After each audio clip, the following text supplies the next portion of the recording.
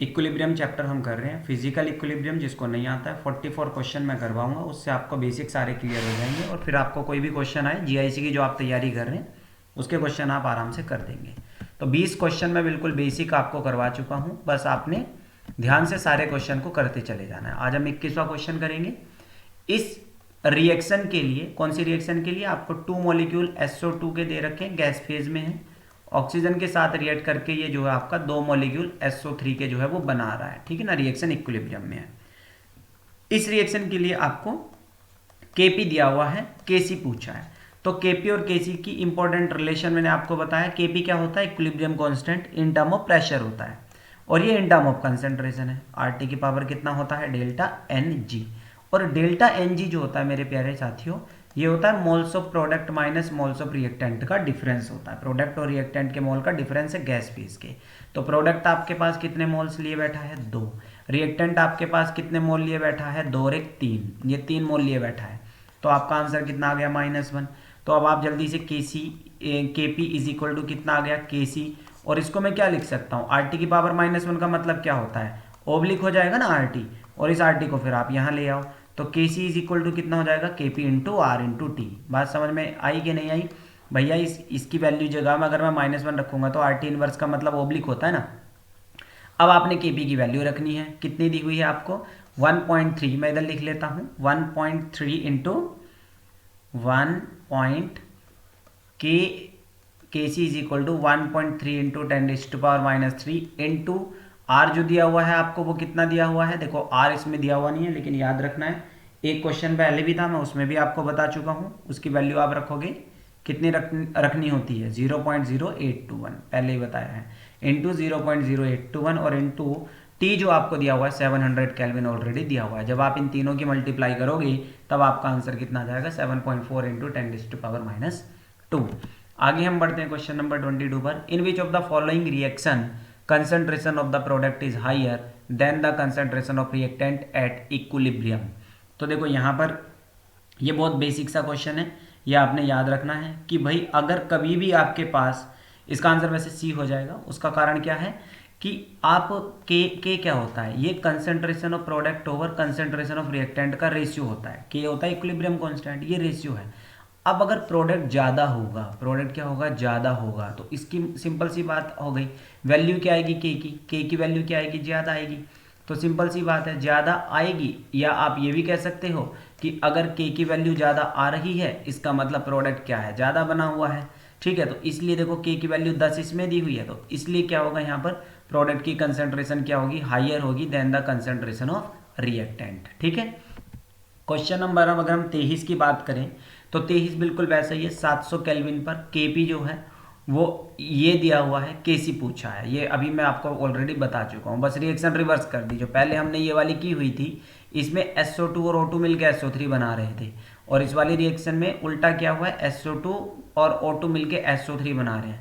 Relation मैं आपको बता देता हूँ, Kp is equal to Kc और RT की पावर होता है डेल्टा N। और भैया डेल्टा N जो होता है वो प्रोडक्ट के मोल माइनस रिएक्टेंट के मोल का रेशियो है। प्रोडक्ट के मोल आज हैं 3, 2 और 1 कितना हो गया, 3।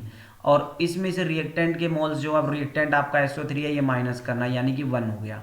तो यानी कि Kp जो है वो Kc का क्या है, RT है, और RT की पावर आई है 1। और आज वो जो पूछ रहा है, Kc पूछ रहा है, तो अब वो Kp के ओब्लिक हो जाएगा R इंटू टी। और अब आपने Kp की वैल्यू आपको दी हुई है, ये दी हुई है, ठीक है ना। और आज तो R भी दे दिया, लेकिन ध्यान से जूल पर मोल पर केल्विन में आपको Kp दिया हुआ है, ठीक है। तो आप इसको अपने हिसाब से देखेंगे कि कितना होगा।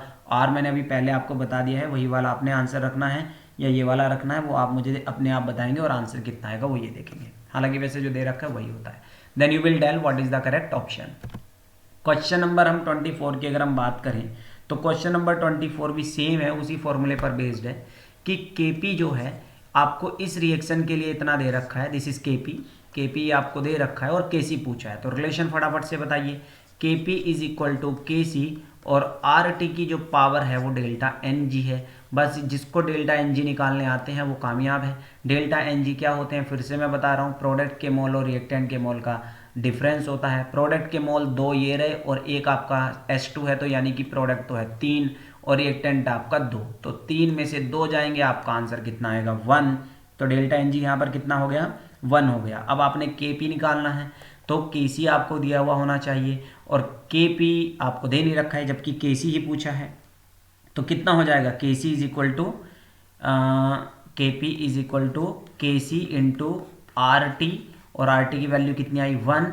तो आप इस आर टी को यहाँ पर लेके जा सकते हो। के पी अपॉन आर टी जो है वो इस समय क्या है, वही के सी है। तो के पी की वैल्यू आपको कितनी दी हुई है, 1.2 इंटू 10⁻², और आर जो होता है वो मैं पहले भी आपको बता के आया था इससे पीछे वाले क्वेश्चन में, वो कितना होता है 0.0821, ठीक है ना। तो वो कितना हो जाएगा 0.0821। तो वो वैल्यू आपने यहाँ पर पुट करनी है और उसके बाद आपने क्या करना है, यह वैसे करना ही नहीं है। देखो सिंपल सी बात है, जो ये आपको वैल्यू दी हुई है के पी की, वो इससे पूछ रहा है, इससे आंसर कम आएगा, ज़्यादा आएगा, बराबर आएगा, क्या आएगा। अब आप इस रिएक्शन को देख के बताओ, के सी का जो आंसर है वो के पी से के आंसर को आर टी से डिवाइड करना पड़ेगा। अब जब आप इसको आर टी से डिवाइड करोगे तो बताओ आंसर क्या आना चाहिए, सिंपल सी बात है, आपका लेस आएगा, ठीक है ना। जब किसी नंबर को आप आर टी से डिवाइड कर दोगे, चलो आर तो जीरो में होता है, 0.0821 हो सकता है आंसर हाई आए, लेकिन के देखना, टी देखना 1600 डिग्री सेल्सियस है। जब आप इसको 1600 से डिवाइड कर दोगे इस के पी को, तो 1600 टाइम कम नहीं हो गया आपका आंसर, तो इसलिए के सी कम नहीं आएगा। तो इसलिए ये आपका ऑप्शन क्या हो जाएगा, बी हो जाएगा। क्वेश्चन नंबर अगर हम 25 की बात करें तो अच्छा है। देखो मैंने आपको पहले ही बताया, ये केपी और केसी क्या होते हैं, जनरली ये rate constant of forward reaction और रेट कांस्टेंट और बैकवर्ड रिएक्शन के रेशियो होते हैं। मतलब क्या है कि भाई मान लो जैसे आपका ए से बी बन रहा है, तो इसके लिए रेट कांस्टेंट होगा इस रिएक्शन का, तो वो हो गया भाई रेट कांस्टेंट फॉरवर्ड रिएक्शन का। अब मान लो बी से ए बन रहा है, तो ये बैकवर्ड रिएक्शन का रेट कांस्टेंट होता है। इन दोनों का रेशियो ही दरअसल क्या कहलाता है, केसी कहलाता है। अब वो देखो इस बात को आपने ध्यान में रखते हुए क्या करना है, कह रहा है rate constant for forward and backward reaction of hydrolysis of ester, यानी कि इतने इतने ये आपको के एफ और के बी पर मिनट रेस्पेक्टिवली दे रखे हैं। तो वो कह रहा है इक्विलिब्रियम कांस्टेंट क्या होगा, तो तो डायरेक्ट क्वेश्चन हो गया भैया, के एफ आपको दिया हुआ 1.1 इंटू 10⁻², ठीक है ना, ये फॉरवर्ड रिएक्शन हो गया, और ये के बी हो गया, के बी कितना दिया 1.5 इंटू 10⁻3, ठीक है। जब आप इन दोनों को डिवाइड कर दोगे देन यू विल गेट 7.33 आपका जो होगा वो आंसर हो जाएगा। क्वेश्चन नंबर 26 की बात करें, 26 क्वेश्चन भी अच्छा है, ये थोड़ा सा ध्यान से समझना है।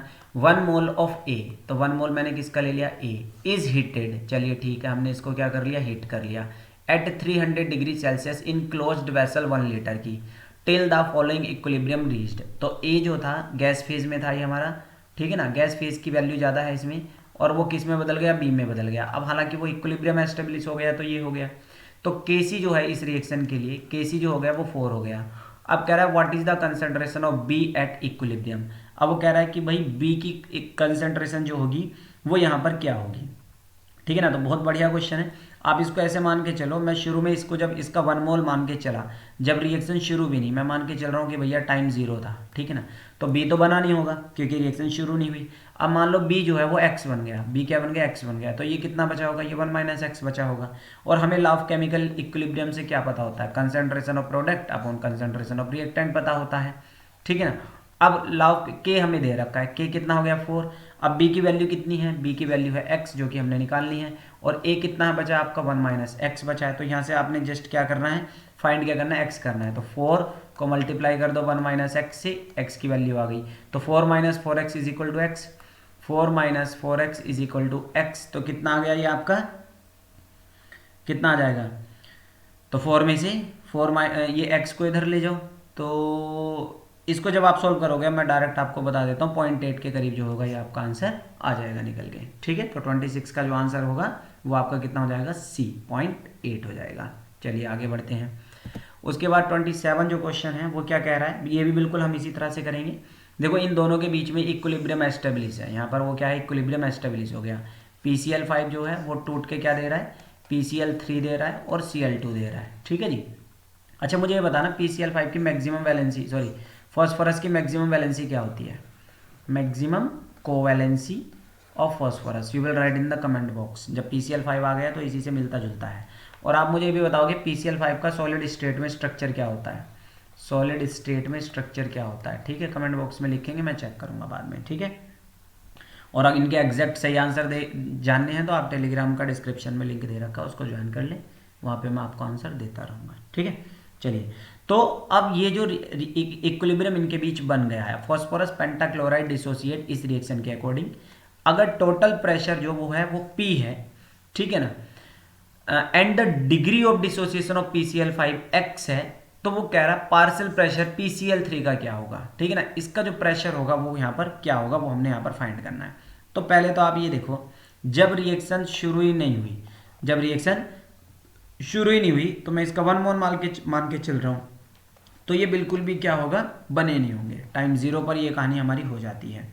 अब वो कह रहा है जब इक्विलिब्रियम इनके बीच अटेन हुआ, तो जब इनके बीच में इक्विलिब्रियम अटेन हो गया तो इसका भी x बना होगा, ठीक है ना, तो यहाँ से क्या करते हैं 1 माइनस एक्स। मैं दोबारा बता देता हूँ, देखो इसको ऐसे समझो, जब रिएक्टेंट आपका x अमाउंट कम होता है, इसका मतलब प्रोडक्ट आपका x बनता है, प्रोडक्ट आपका क्या बनता है, ये x बन जाता है। तो PCl3 भी x ले लेंगे हम, और Cl2 भी क्या ले लेंगे हम, x ले लेंगे, ठीक है। अब मुझे पहले तो मैं थोड़ी सी जगह बना लेता हूँ ये वाली, ठीक है ना। अब सबसे पहले तो अब आप मुझे ये बताओ टोटल प्रेशर जो है वो कितना होगा, टोटल प्रेशर जो होगा वो यहाँ पर कितना होगा, या पहले टोटल मोल बता दो।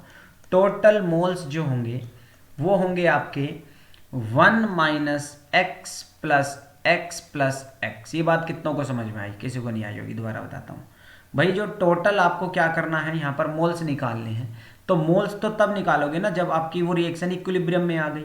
तो इक्विलिब्रियम में कौन कौन है आपके पास, एक तो PCl5 है, तो टोटल मोल निकालने के लिए 1 माइनस एक्स करेंगे, प्लस एक आपके पास PCl3 है तो उसके मोल्स लेंगे, प्लस एक आपके पास Cl2S के मोल्स लेंगे, ठीक है। तो आपके पास कितना बच गया, आपके पास 1 प्लस एक्स बचा कि नहीं बचा, 1 प्लस एक्स जो है वो आपके पास क्या बच गए, यहाँ पर टोटल मोल्स बन गए हैं। और आपने सॉल्यूशन वाला चैप्टर जो स्ट्रक्चर ऑफ, ये मैंने आपको स्टेट ऑफ मैटर में भी बताया था कि एक बहुत अच्छा क्वेश्चन होता है कि अगर कभी भी पार्शियल प्रेशर निकालना होता है तो वो टोटल प्रेशर और मोल फ्रैक्शन के मल्टीप्लाई के इक्वल होता है। तो ये याद रखेंगे आप, टोटल प्रेशर और मोल फ्रैक्शन के इक्वल होता है। तो अब ये जो चीज़ है आपको ये दी हुई है, कैसे दी हुई है भाई, टोटल प्रेशर आपको देखो इसमें दिया हुआ है, कितना दिया हुआ है, P दिया हुआ है, यहाँ पर अगर आप देखेंगे तो P दे रखा है, ठीक है। और मोल फ्रैक्शन आपके पास कैसे निकल के आए, 1 प्लस एक्स अपॉन, अब ये यहाँ पर टोटल मोल्स हैं तो आप इसको कैसे निकालोगे, तो ये हो जाएगा आपका 1 प्लस एक्स अपॉन, ये किसके मोल्स है, 1 प्लस एक्स, यहाँ से ये आपको निकालना है 1 प्लस एक्स किसके मोल्स होंगे। जैसे मोल फ्रैक्शन निकालते हैं आप, मान लो दो कंपोनेंट है, कंपोनेंट एक ए है, तो कंपोनेंट ए के मोल फ्रैक्शन ये कितने हो गए, Na हो गए, कंपोनेंट बी के मोल फ्रैक्शन Nb हो गए, तो दोनों कंपोनेंट के मोल फ्रैक्शन कितने, मोल्स कितने हो जाएंगे, Na प्लस Nb हो जाएंगे। और जब आपने किसी कंपोनेंट ए के मोल फ्रैक्शन निकालने हैं तो आप कंपोनेंट ए के मोल्स ऊपर रखेंगे और डिवाइड कर देंगे, आप दोनों के मोल से डिवाइड कर देंगे, ठीक है। तो अब टोटल मोल आपके पास ये निकल के आए थे, क्या निकल के आए थे, टोटल मोल। अब ध्यान से समझना, अब मैं आपके लिए बीच में छोड़ रहा हूँ ये क्वेश्चन, टोटल मोल आपके पास ये निकल के आए हैं और PCl3 का वो मोल फ्रैक्शन निकलवा रहा है। तो पहले तो आप मुझे, अब मैं सारा रफ करके, चलो मैं ही बता देता हूँ। तो सबसे पहले हमारे पास जो PCl3 जो आपके पास, ये हमारे पास क्या निकालना है, प्रेशर ऑफ PCl3 निकालना है। तो total pressure into mole fraction of PCl3 मुझे निकालना पड़ेगा, ये मुझे दे दिया P।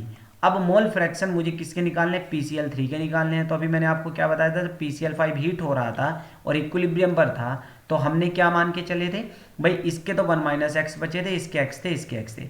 अब और टोटल मोल कितने आए थे, टोटल मोल वो 1 प्लस एक्स आ रहे थे, अगर किसी को याद हो तो ये टोटल मोल्स हो गए। और ये मोल हैं आपके किसके, ये मोल्स हैं आपके पास PCl3 के। तो x अपॉन 1 प्लस एक्स जो होगा, x देखो मैंने किसके मोल्स लिए, PCl3 के, डिवाइड किससे कर दिया, टोटल। सब ये टोटल कैसे आया था वो आपको मैंने बताया था ना, ये जोड़ा था, ये जोड़ा था और ये जोड़ा था, तो एक से एक कैंसिल हो गया था, 1 प्लस एक्स बचा था। तो x अपॉन 1 प्लस एक्स जो है वो मेरे पास वो क्या है, वो है मेरे पास मोल फ्रैक्शन ऑफ PCl3। तो P into x upon 1 plus x, यानी कि 27 का आंसर आ गया आपका ये, ठीक है ना।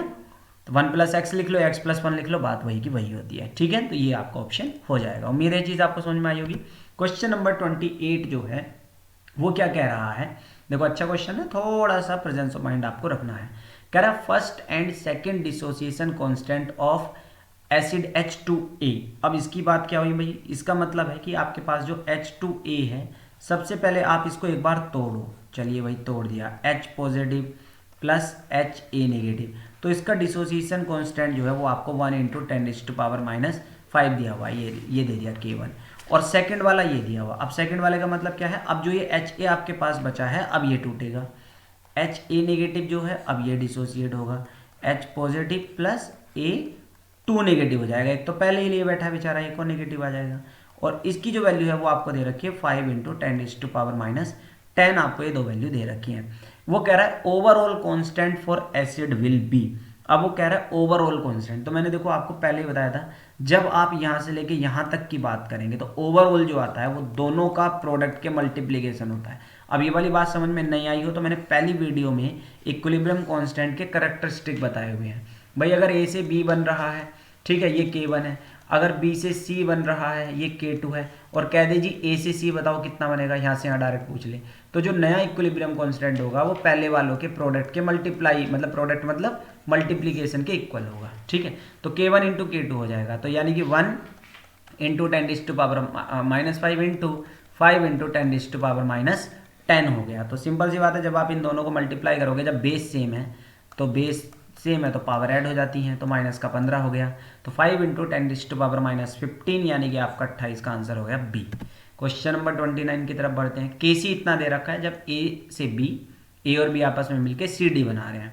If A B are taken in equal amount then amount of C at equilibrium is. देखो बहुत सिंपल क्वेश्चन है वैसे तो, जब हम क्या बात कर रहे हैं कि जब ए और बी मिलके क्या बना रहे हैं आपस में, सी प्लस डी बना रहे हैं, ठीक है। तो अब आप जब टाइम ऐसे मान के चलो, जब रिएक्शन शुरू नहीं हुई तो मैं इसका 1 मोल मान रहा हूँ, इसका क्या मान के चल रहा हूँ 1 मोल। अब 1 1 क्यों माने मैंने दोनों के, 1 और 2 क्यों नहीं माना, क्योंकि वो पहले कह रहा है ए और बी जो है वो इक्वल अमाउंट में है, ठीक है, तो ये बिल्कुल नहीं बना। अब वो कह रहा है इक्विलिब्रियम पर क्या हुआ होगा, तो इक्विलिब्रियम पे मैं ये मान के चलता हूँ कि इसका x कम हो गया, ठीक है ना, तो इसका भी x कम होगा और प्रोडक्ट आपका x ही बनेगा। जितना रिएक्टेंट कम होता है उतना ही आपका क्या बनता है, प्रोडक्ट बनता है। अब मुझे बताओ Kc क्या होगा, कंसेंट्रेशन ऑफ प्रोडक्ट यानी कि Cd upon concentration of reactant यानी कि A इंटू बी हो जाएगा। अब Cd की वैल्यू कितनी है, C की वैल्यू कितनी है x, इंटू डी की वैल्यू कितनी है x, अपॉन A की वैल्यू कितनी है 1 माइनस एक्स, और B भी कितना है आपका 1 माइनस एक्स। तो आपने यहाँ से इस इक्वेशन से, और इसकी वैल्यू कितनी है Kc की, ये वैल्यू दे रखी है आपको 9, तो यहाँ से आपने इसको सॉल्व करना है और भैया x की वैल्यू आपने निकालनी है। ये अब आप अपने आप बताएंगे कि x आएगा कितना, और मुझे इनमें से ऑप्शन बताएंगे कि भाई ऑप्शन क्या करेक्ट है, ठीक है। फिर मैं इसकी एक टेलीग्राम के चैनल में एक इसकी छोटी सी ट्रिक भी बताऊंगा, ये तो एक बेसिक मेथड है, ठीक है ना, जो कि हमें लर्न करना ही चाहिए। फिर मैं इसकी एक ट्रिक भी बता दूंगा। क्वेश्चन नंबर 30 जो है वो क्या है, क्वेश्चन नंबर 30 कह रहा है PCl5 वॉज हीटेड, तो PCl5 फिर हीट कर गया। ये वही PCl5 है जिसकी मैंने आपसे फॉस्फोरस की वैलेंसी पूछी है, मैक्सिमम वैलेंसी क्या होती है, ठीक है। अगर Cl2 0.4 मोल है इक्विलिब्रियम पर तो Kc कितना होगा, तो इसको फिर से आप वही करोगे। कैसे करोगे कि भाई हमने ये मान के चल लिया जब टाइम 0 था, जब हमारे पास टाइम 0 था, ये 1 था, ये बिल्कुल भी नहीं बना। अब इक्विलिब्रियम पर वो कह रहा है कि Cl2 जो है वो 0.4 मोल है, तो Cl2 कितना हो गया 0.4 मोल हो गया, तो ये कितना बचा होगा, इसका मतलब यही तो घटा है, इतना ही तो आपके पास क्या कम हुआ होगा, रिएक्टेंट कम हुआ होगा। और क्योंकि तो फिर आपका ये PCl3 भी कितना बनेगा, वो भी इतना ही बनेगा।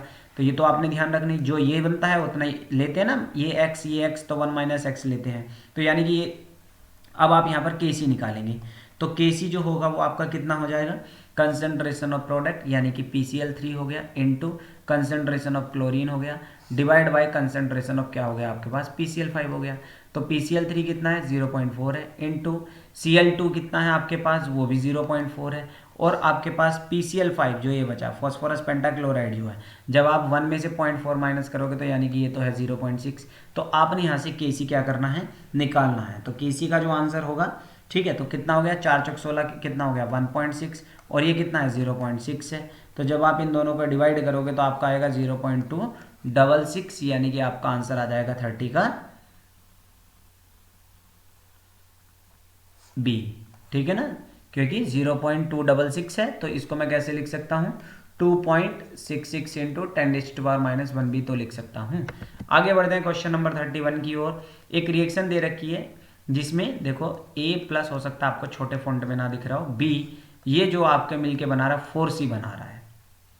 अब initial concentration of A is equal to B, मतलब जितना ए है उतना ही आपने क्या लेना है, बी लेना है। तो चलो मैं तो 1 ले लेता हूँ, ये मैं 1 ले लेता हूँ। जब टाइम कितना है 0, टाइम 0 का मतलब समझा करो, मैं रिएक्शन चला ही नहीं रहा तो ये बना ही नहीं होगा। अब इक्विलिब्रियम पर क्या होगा, इक्विलिब्रियम पर the equilibrium concentration of A and C are equal. अब वो कह रहा है कि जितना ए है और उतना ही सी है, ये दोनों की कंसेंट्रेशन क्या है, वो इक्वल है। तो अब आप पहले मुझे एक बात बताओ, अगर मैं ये मान के चलूं कि मेरे पास जो है ये 4x बन रहा है, क्योंकि 4 मोल्स है ना, तो कितना बन जाएगा, ये 4x बन रहा है। एक x तो मैं बना नहीं सकता, जब एक सी एक्स होगा तो 4 सी कितने हो जाएंगे, 4x बन जाएंगे। अब ये 4x जो बन रहे हैं वो इस a और b की वजह से बन रहे हैं। तो देखो एक बात याद रखो, a का तो एक ही मोल था ना, तो इससे तो सिर्फ आप एक ही x माइनस करते हैं, और जितने इसके मोल्स होते हैं उतने ही आप x माइनस करोगे, ठीक है ना, ये बात ध्यान दो। तभी तो देखो 3x इसमें से जाएंगे, 1x इसमें से जाएगा, तभी तो जाके 4x बनेंगे ना। इसको आप समझो, जो जितना ज़्यादा होता है उतनी अमाउंट में वो डिके होगा, ये एक जनरल फैक्टर होता है। भाई 4x इसके बनाने थे तो 3 तो इसके लेंगे हम, क्योंकि उसके जितने मोल्स हैं उतने, और एक क्या लेंगे हम, इसका लेंगे। ये चीज़ थोड़ी हमें क्या होती है, समझने की होती है। सीबीएसई की बुक में ये डिटेल में थोड़ा सा मेंशन नहीं है, आईएससी की बुक में तो अच्छे से मेंशन है पूरा ही। इक्विलिब्रियम में ये अलग से क्वेश्चन भी आता है कि इन एक्स को बताना कि कितने एक्स निकलेंगे, तो आप उस बुक से भी पढ़ सकते हैं। आईसीएससी की है, नगीन प्रकाशन की है, उसमें आप देखेंगे तो इस बड़े अच्छे ढंग से दे रखा होता है, ठीक है। अब वो क्या कह रहा है इस क्वेश्चन पे, उसने हमें क्वेश्चन में एक बात दे दी कि जितना ए है, ठीक है ना, वही उतना ही सी है, यानी कि ये दोनों वैल्यू क्या है, बराबर है। तो यहाँ से मुझे x निकाल के बता दो जल्दी से फटाफट से, कितना आ जाएगा, 0.2, ठीक है ना। भैया 5x, ये माइनस का x उधर आ जाएगा, तो ये कितना आ जाएगा आपका 0.2 आ जाएगा, ठीक है। अब क्या कह रहा है वो, केसी लगा दो फटाफट से। केसी क्या होगा, कंसेंट्रेशन ऑफ प्रोडक्ट। अब प्रोडक्ट आपका सी है तो इसकी पावर हो जाएगी 4 upon concentration of reactant. Reactant एक ए है और एक बी है, जितने बी के मोल्स हैं उतनी क्या लेते हैं हम, पावर लेते हैं। ये आप करना नहीं भूलेंगे, ठीक है। चलिए तो अब फटाफट से वैल्यू आप पुट कर दीजिए।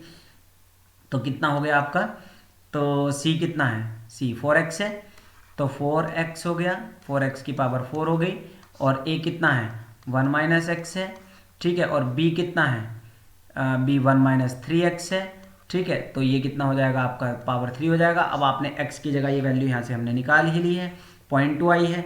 तो आपने क्या करना है भैया, सीधी सी बात है, इस 0.2 को आप यहाँ पुट कर देंगे, ठीक है ना। जहाँ जहाँ पर ये x है आपका, उसको क्या कर देंगे आप, 0.2 पुट कर देंगे।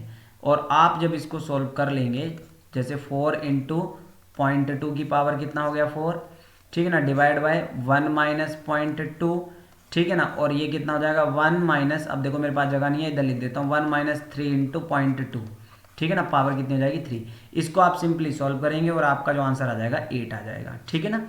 तो आप इसको सॉल्व कर लेंगे यहाँ से, ठीक है।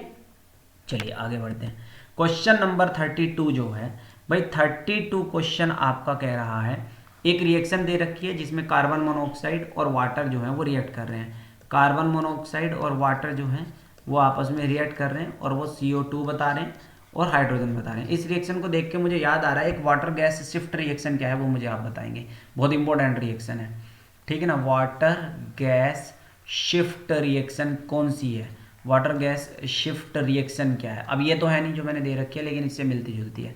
तो आप थोड़ा सा मुझे क्वेश्चन कमेंट करके बताएंगे जितने ने ये वाली वीडियो यहाँ तक देख लिया। तो इस रिएक्शन में कह रहे हैं 200 डिग्री पर पार्शियल प्रेशर दे रखा है CO2 का।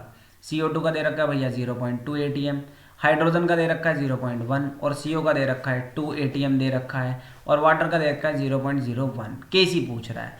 अरे भैया अब पहली बात तो देखो, अब इसमें बच्चे क्या करेंगे, डायरेक्ट उठा के वैल्यू पुट कर देंगे। क्या कर देंगे भाई, Kc is equal to concentration of carbon dioxide into concentration of hydrogen, और divide by concentration of carbon monoxide into carbon concentration of water, और खुश होकर ये जो वैल्यू दे रखी है पुट कर देंगे और आंसर निकालेंगे। गलत, गलत इसलिए क्योंकि ये है सब ATM, ये सब क्या है ATM, ये कंसेंट्रेशन नहीं है, ये प्रेशर है। ये सब क्या है, ये प्रेशर है। तो पहले आपको Kp निकालना पड़ेगा। Kp निकालोगे, अब Kp कैसे निकलेगा, बस तो आप पहले इसको क्या कर लो, pressure of CO2 into pressure of hydrogen upon pressure of carbon monoxide into pressure of water. तो अब ये वैल्यू पहले आप पुट कर दो, तो ये कितना आ जाएगा 0.2, हाइड्रोजन कितना है 0.1 अपॉन CO कितना है 2 इंटू वाटर कितना है 0.01।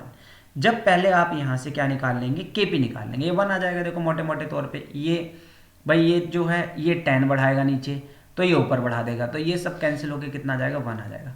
तो जब आप इसको सोल्व कर लोगे तब आप लगाओगे KP is equal to KC और RT की पावर डेल्टा NG, तब आप ये मेरे प्यारे साथियों फॉर्मूला लगाएंगे, तब आपका KC निकलेगा। अब आपको डेल्टा NG चाहिए। डेल्टा NG मैंने आपको कई बार बताया प्रोडक्ट के मोल, अब प्रोडक्ट के कितने 2 मोल हैं, एक हाइड्रोजन का और एक CO2 का। और रिएक्टेंट के मोल, अब रिएक्टेंट के भी बच्चों कितने हो गए 2 हो गए, तो 2 में से 2 गए 0। अब RT पावर डेल्टा NG हो गया 0। जब ये वाली वैल्यू 0 होगी तो RT भी 0, यानी कि जो आपका KC है वही आपका KP आ गया।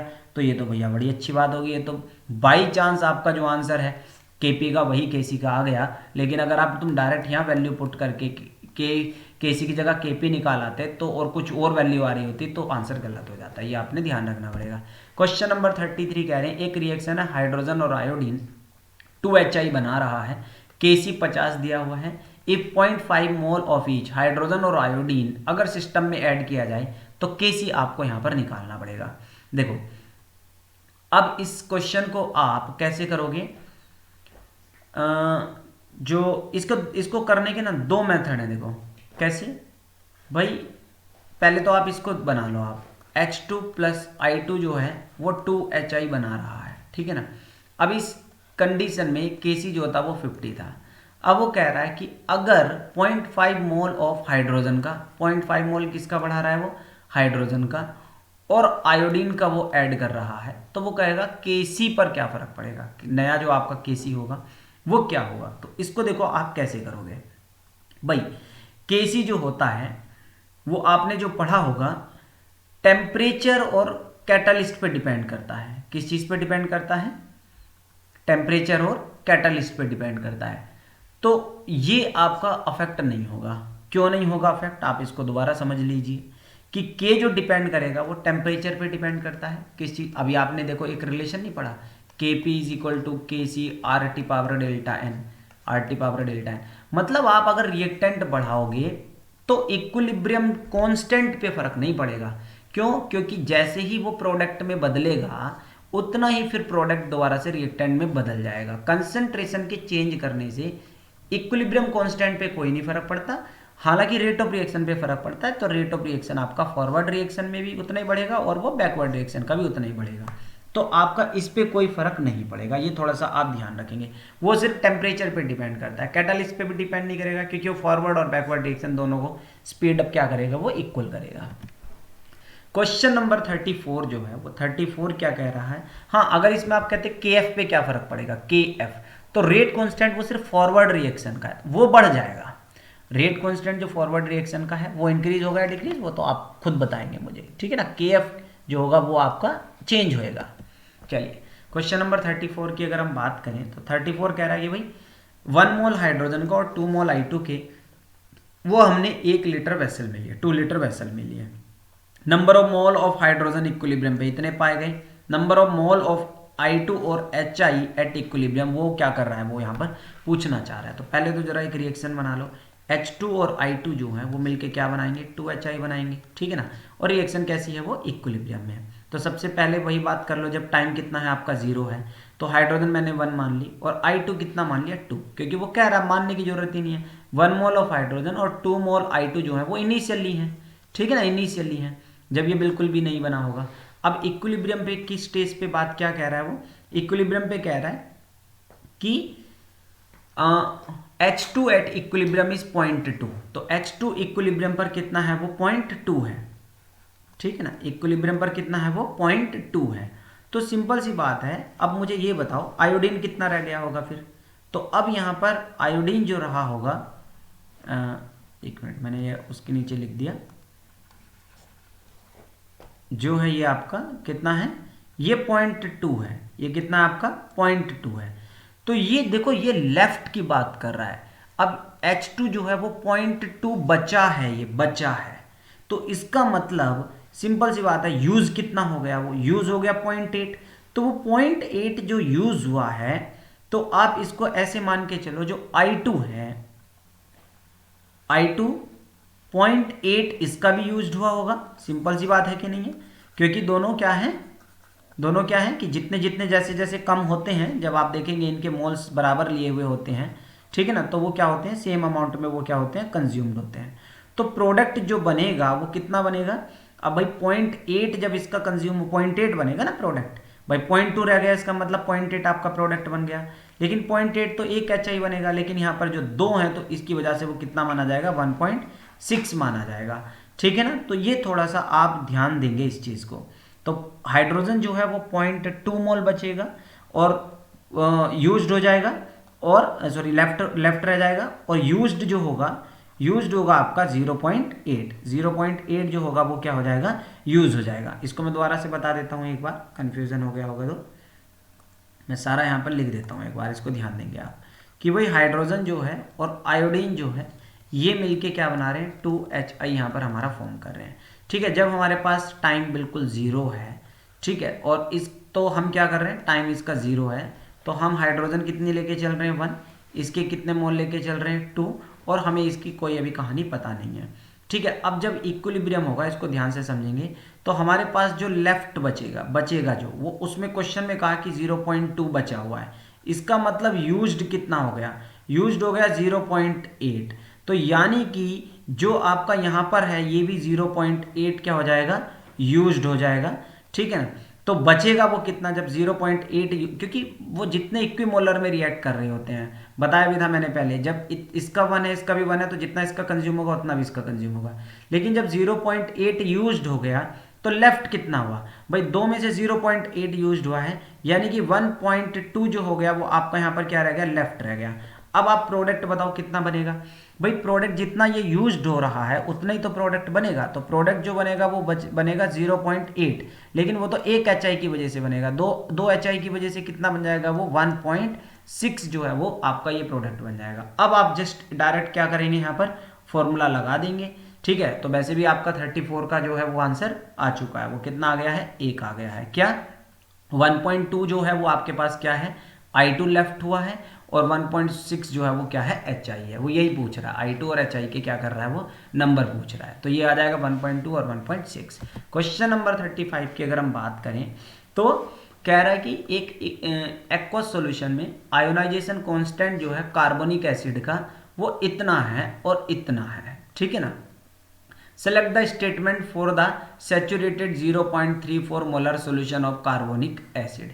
तो इसके लिए बात कह रहा है, तो आयोनाइजेशन कांस्टेंट पूछे कार्बोनिक एसिड, जैसे वो 2 बार टूट रहा होगा ना, जैसे H2CO3 होता है, H2CO3 है, पहले एक बार टूटेगा तो ये बनाएगा H positive plus HCO3 negative, तो यहाँ पर जो K1 जो है वो कितना है, 4.2 × 10⁻⁷ है। अब जब HCO3 जो है ये कार्बोनिक एसिड फिर से टूट गया तो H positive plus CO3 2 negative बनेगा। यहाँ पर जो डिसोसिएशन कांस्टेंट है ये भैया थोड़ा सा घट गया, पावर चेक कर लेना, देखो माइनस में दे रखी है, तो वो कह रहा है कि इसका कारण क्या है, तो मतलब इसमें स्टेटमेंट क्या है, तो ये डी वाली देखो, कह रहा है कि concentration of H positive and HCO3 negative are approximately equal. अब भैया क्यों है भाई अप्रोक्सीमेटली इक्वल जो है, क्योंकि जो इसका आपका डिसोसिएशन कांस्टेंट है ये बहुत कम है, कितना है, ये बहुत कम है, तो इसकी मतलब सिंपल सी बात ये हो गई कि जो कंसेंट्रेशन H पॉजिटिव की है और HCO3 नेगेटिव है ये ऑलमोस्ट क्या है, बराबर है, क्योंकि उसके बाद HCO3 ने तो टूटना जो है ना के बराबर कम कर दिया, मतलब टूट ही नहीं रहा है, इसकी वैल्यू तो क्या है, नेग्लिजिबल है, ना के बराबर है, तो ना के बराबर जब है तो इसका मतलब जो HCO3 नेगेटिव बना ये आगे टूटा ही नहीं, तो यानी कि जितना H था और जितना CO3 था उतने रह गए। अब इनके इक्वल मोल बन रहे हैं तो इसका मतलब इन दोनों की कंसेंट्रेशन अप्रोक्सीमेट क्या होगी, इक्वल होगी। क्वेश्चन नंबर 34, इसको इस एक्सरसाइज में जस्ट कितने क्वेश्चन है, 43 क्वेश्चन हैं, तो अभी हम कितने पर आ गए हैं, यस 36। तो 36 कह रहा है in which of the following equilibrium change in the volume of statement does not alter the number of mole. तो ये तो देखो पहले भी आपको करवा लिया है, तो आप इसको कैसे करोगे, डेल्टा NG से निकाल दोगे। डेल्टा NG कैसे निकलता है, number of moles of product minus moles of reactant, ठीक है ना। तो वो पूछ रहा है कि equilibrium change in the volume of system does not alter the number of moles. तो 36 का जो आंसर है वो देखो सिंपल सी बात है ये हो जाएगा, क्योंकि अब आपका चाहे केपी हो या केसी हो, जब डेल्टा एनजी में आपका कोई फर्क नहीं होगा तो केपी जो है केसी ही रहना है, क्योंकि आरटी की पावर जो है वो डेल्टा एनजी हो जाएगी, डेल्टा एनजी हो जाएगी। अगर डेल्टा एनजी जीरो हो जाएगा तो आरटी भी जीरो हो जाएगा, मतलब केपी केसी में कोई फर्क नहीं आएगा। तो जिसके रिएक्टेंट के मोल प्रोडक्ट के मोल बराबर होंगे उसमें ये कंडीशन है। तो देखो एनओ के 2 मोल हैं और एन2 का 1 मोल है और O2 का भी 1 मोल है, तो 1 और 1 2 और 2 ये है, तो ये यहाँ पर डेल्टा एनजी कितना आ जाएगा आपका, जीरो आ जाएगा। क्वेश्चन नंबर 37 की अगर हम बात करें तो 37 कह रहा है कि in which of the following equilibrium KP KC are not equal, तो जिसमें डेल्टा एनजी इक्वल नहीं होगा, तो डेल्टा एनजी मतलब डेल्टा एनजी जिसमें जीरो नहीं होगा उस केस में केपी केसी के इक्वल नहीं होगा, क्योंकि हम क्या फॉर्मूला पढ़ रहे हैं भैया, केपी जो होता है वो KC into R T power delta NG. अब ये डेल्टा एनजी जिसमें बराबर नहीं होगा, देखो इसमें 2 मोल हैं, इसमें 2 और 1 कितने हैं, 3 मोल हैं, तो इसमें वो क्या है, बराबर नहीं होगा, क्योंकि इसमें देखो 2 हैं और इसमें भी एक ये रहा 2 है, तो इसमें ही बराबर हो जाएगा। इधर कितना है, 1 और 1 2, इधर भी देख लो 1 और 1 2, इधर देख लो 2 और इधर भी देख लो 1 और 1 2, तो डी जो हो जाएगा वो इसका आंसर हो जाएगा। 38 क्वेश्चन की अगर हम बात करें तो वो कह रहा है इस रिएक्शन के लिए जो ये आपको रिएक्शन दे रखी है, केसी इतना दे रखा है, तो KP and KC are compared at 184 degree Celsius is found that. तो सिंपल सी बात है, देखो आप डेल्टा एनजी फिर से निकाल लो, डेल्टा एनजी होता है moles of product minus moles of reactant. अब इस रिएक्शन में 2 तो मोल्स हैं एनओ के और 1 है आपका ऑक्सीजन का, मतलब 3 है। अब 3 में से अगर आप ये 2 माइनस करोगे तो 1 आ गया, तो यहाँ डेल्टा एनजी तो है भैया आपका 1।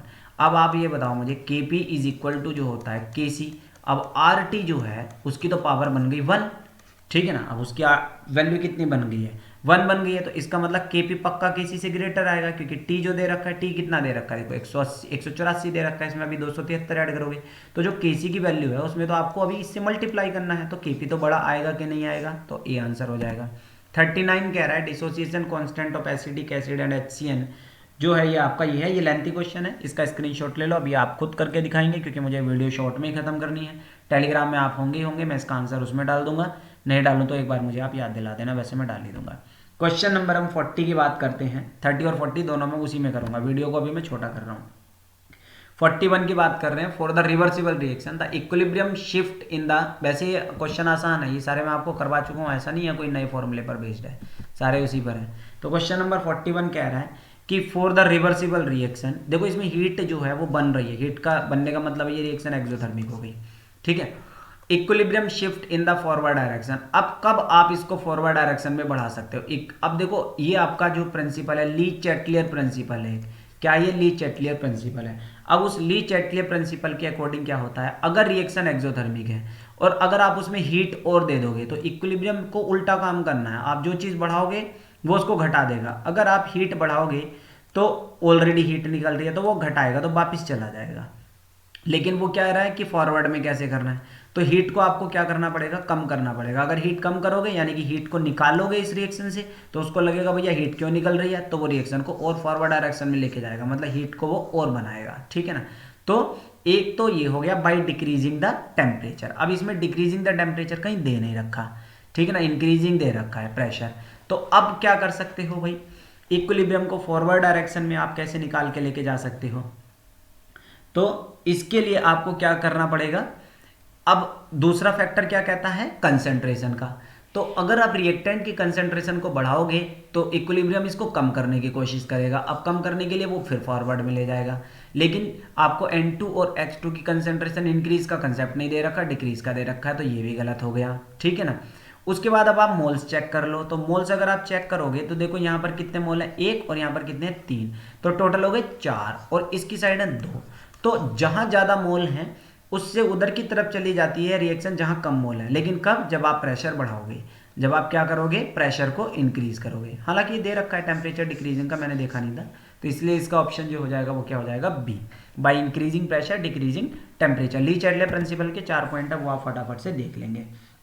क्वेश्चन नंबर जो है 42वां क्या कह रहा है, इस रिएक्शन के लिए आपको क्या करना है, KP KC R T power delta X है। Where the symbol have usual meaning, जो उसका एक्स का अपना मीनिंग है वही हो जाएगा। अब इसमें एक्स बताना है, तो देखो बच्चों वाली बात आ गई। तो इसमें सबसे सिंपल सी बात है, प्रोडक्ट के मोल कितने हैं, प्रोडक्ट का तो मोल है 1, रिएक्टेंट देख लो, आधा ये रहा और 1 ये रहा 1.5, तो 1.5 में से जब आपका 1 जाएगा तो जल्दी से बता दो कितना बचेगा। 1 में से आपने घटा दिया 3.5, मतलब 1.5 हो गया ना, 3.5 का मतलब तो 1.5 ही हो गया। तो जब आप इसको माइनस करोगे तो कितना बचेगा ये आपका, जल्दी से बता दो फटाफट से, कितना बचेगा, -1/2 बचेगा कि नहीं बचेगा भाई। ये 2 में से 3 घटाओगे तो 1/2, तो -1/2, यानी कि आपका आंसर क्या हो जाएगा, ये हो जाएगा 43 है।